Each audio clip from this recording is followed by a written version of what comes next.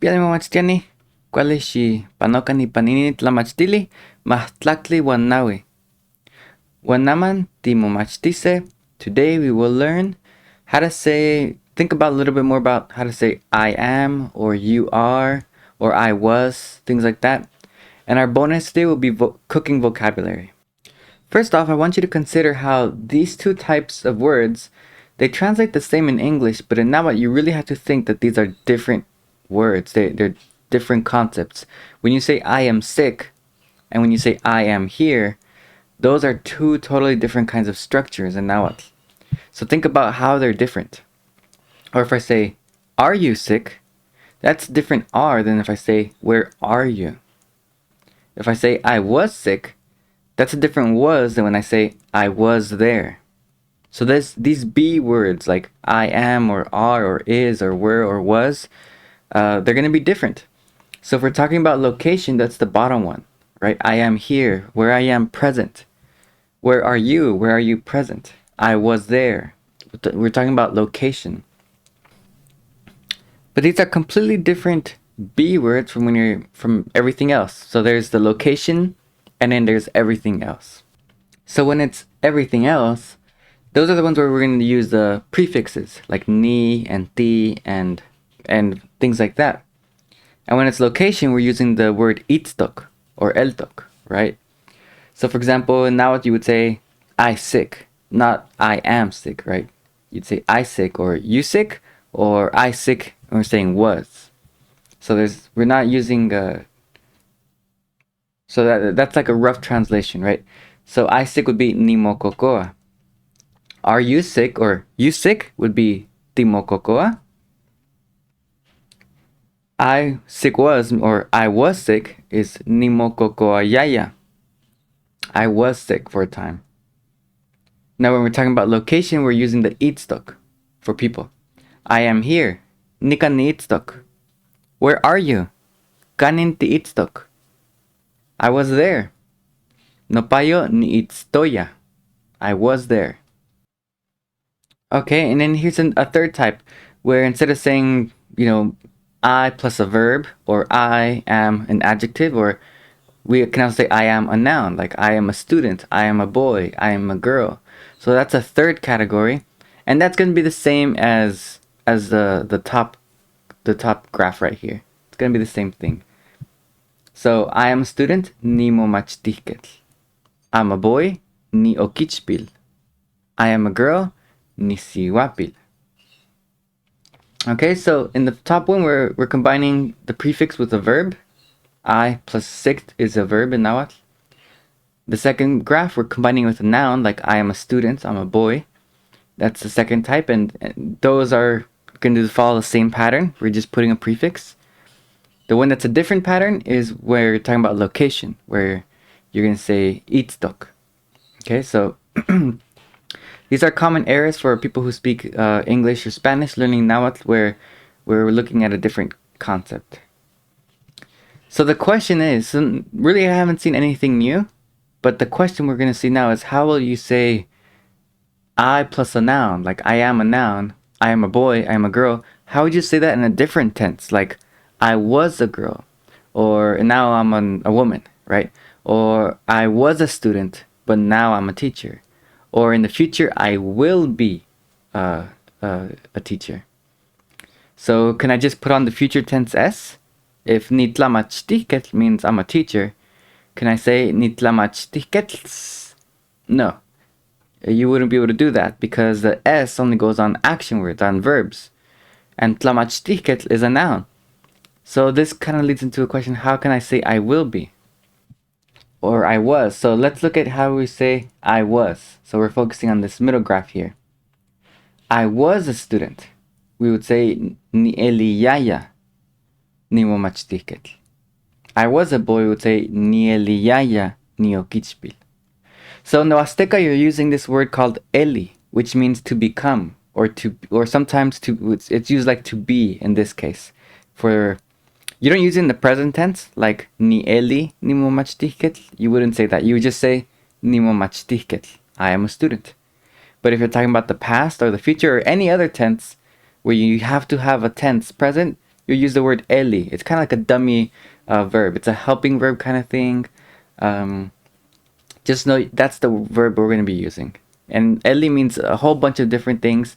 Eli also can mean to become, like I mentioned. Eli can also mean for plants to grow and sprout all over. Where plants are all growing at the same time. So those are some of the common forms of eli.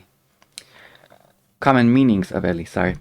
So yeah, we're gonna use eli. So eli, and so say I was, we're gonna use yaya because yaya is saying that you used to be or you were doing something, right? So we'll say ni eli yaya. I used to be, basically. And then ni ticket. I am a student. So that's the pattern basically. And remember, we have to keep using the same pronoun, the ni. If I use it in eli, I have to use it again in ticket. It's the most natural sounding way in Nahuatl.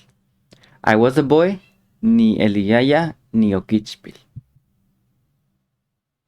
Now let's see it in the future. I will be a student. Ni elis, ni momachtiketl. So instead of the yaya tense, we're using the future s tense, ni elis. I will be a man, ni elis, ni tlacatl. Okay? And so think of any noun that you want to say you were that noun or you will be that noun. And now you see the pattern.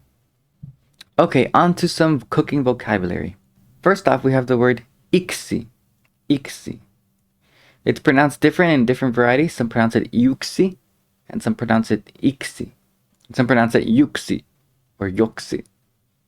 So it's kind of a little bit weird pronunciation. This basically means for anything to ripen, for anything to mature, especially if we're talking about food or fruits or vegetables.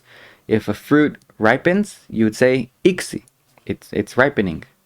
If the vegetable is ready to harvest, you'd say iksi. It's mature now. If the food is cooked and ready to be eaten, you'd say iksi. So that's iksi. This banana, I could say iksi. This meat, I could say is iksi. So yeah, just don't pronounce that W here. But we'll leave it there because some varieties do pronounce it. Tlacualchiwa is to make food. Tlaxcalchiwa is to make tortillas. So we have the word chiwa in both of those, you'll see. Chiwa means to do or to make something. So we're combining it with the word tlacuali to say tlacualchiwa, to prepare food. So this is called incorporation. We're putting in that noun in the middle of the verb, sticking it in there. We can do this for some transitive verbs. So tlaxcalchiwa, easy translation, to make tortillas, to make tlaxcali. Ahuiac. Some varieties say huelic. Huelic generally means delicious, and ahuiac generally means good smelling. And in the Huasteca, they say ahuiac to mean both good smelling and delicious. So you'll say ahuiac for when you get good food that tastes good, you'll say ahuiac. And there isn't a word that means something tastes bad. You just say it's not delicious. So amo huelic or ash ahuiac or amo ahuiac. Just say not plus ahuiac or huelic.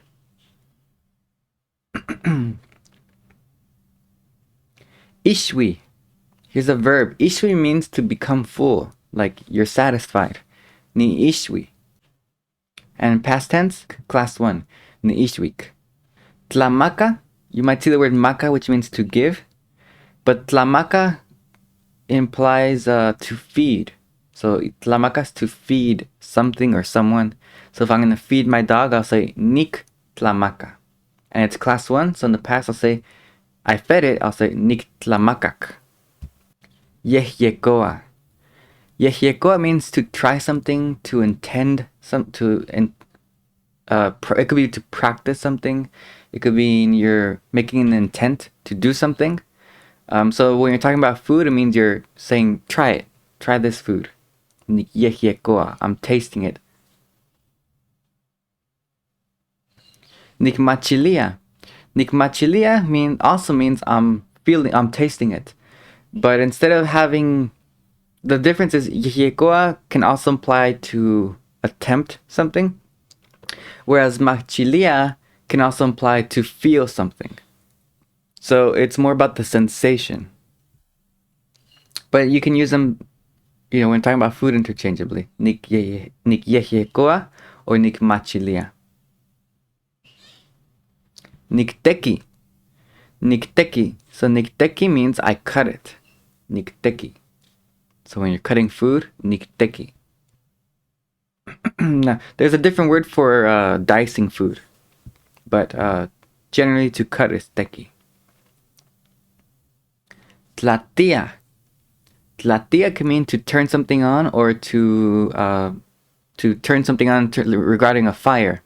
So if you're turning on the stove, that would be niktlatia. I'm turning it on.